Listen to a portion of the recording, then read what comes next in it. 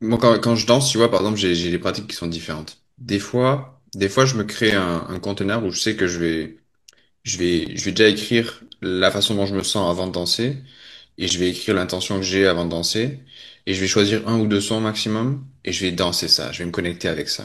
Donc je vais vraiment Ouais. avoir cet objectif de me dire, OK, là il y a quelque chose qui me chagrine peut-être dans ma vie.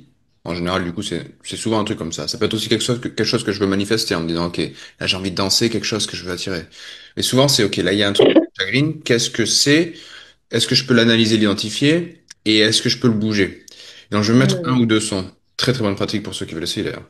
Comment est-ce que je me sens? Quelle est mon intention? Je réponds à ces deux questions. Je joue le son.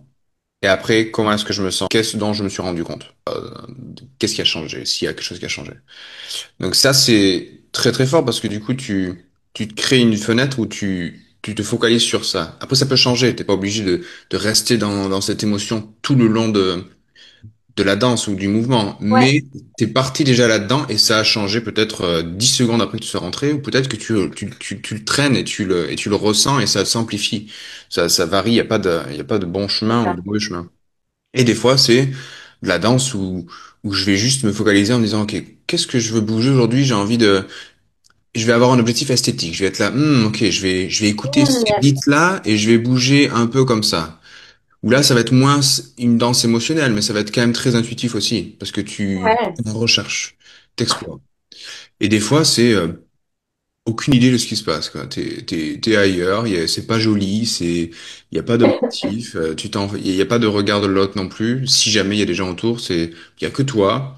Des fois, la danse, ça ressemble même pas à de la danse ou du mouvement. Des fois, ça peut passer par des phases où c'est très, très silencieux, mais ça reste une connexion avec la musique, en fait. Qu'est-ce que la musique évoque en toi? Parce que la musique crée ce portail où tu t'es amené à trouver, à façonner, à changer quelque chose. Et t'as cette option-là. Si ton esprit il se débloque en se disant, OK, là c'est un moment à moi, qu'est-ce qui en sort? Ça me fait bouger comme ça, tu vois, quand on parle. La danse et la musique, effectivement, a une porte qui est incroyable pour aller faire bouger des choses sans forcément passer par notre analytique et notre cerveau.